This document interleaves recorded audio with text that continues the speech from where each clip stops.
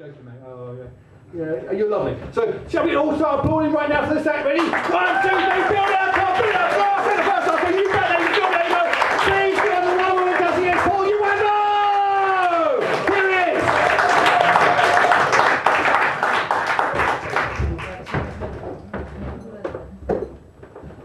Hi everyone.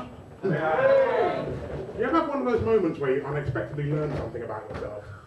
Because not unlike the time I realised I could make a bargain bucket last for 3 days for me not having to leave the house, I recently found out that I am, in fact, terrifying. I don't mean that in the H.P. Lovecraft to gaze upon my image just to fall from sanity kind of way.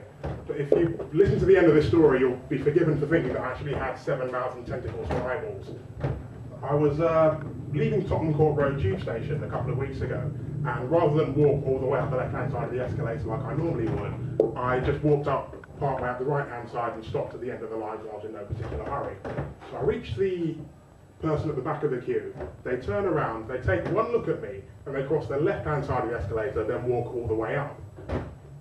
Now, I obeyed the normal London Underground rule of leaving a gap of 1 step between the two of us. It's not like I straddled her on exactly the same step and just dry humped her all the way up to the exit. At the time, I didn't think too much about it, although maybe she saw me and realised she had to go home to catch an episode of Luther or something. But I went to Primark, went about my business, came back to the Underground, and on my way back to Moorgate, I saw a similar situation, so I figured in the interest of science, I would try and repeat the experiment and see if I could get the same result. And at this point, I should probably point out I don't make a habit of trawling the Underground looking for people to sneak up on, because that makes me unsavoury. Yeah, I got on the escalator, walked up to the end of the queue on the right-hand side, and the same thing happened. The person in front of me, they turned, they looked, they walked away. And I don't know why they did this. Maybe Luther is a much more popular TV show than I realised. Maybe it was just a hot day and I smelled really bad. But there was no way I was going to let this woman give in to irrational fear. Not when I can replace it with real fear anyway. Well, think about it. If I let this woman go, she's a bitch for no reason. But if I scar her for life, she's no longer the bad guy. But never let it be said that I'm not willing to take one for the team. So I followed her out the station. Down the road, round the corner, across the road, back across the road, over a couple of fences, into the sewers, mopped a couple of rooftops.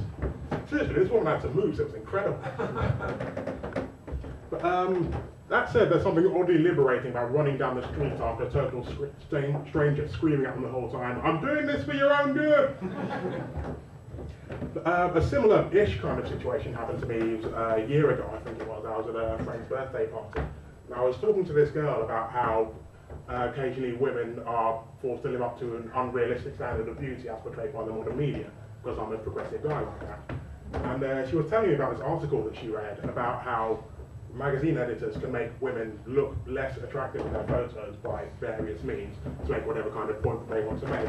At which point I lay down the line, they have to really make an effort to make a woman as attractive as you look anything but stunning. Because I am a stone cold pimp. As you can see from this rather outlandish choice of shirt, £8 of Tesco's slightly itchy finest.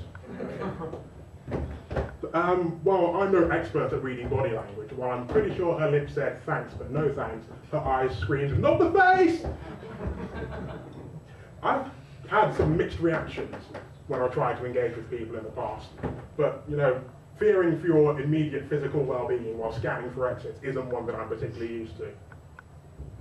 I don't know, maybe some people see a guy of a certain build and or a certain level of brownness and just assume that he's predisposed to violence.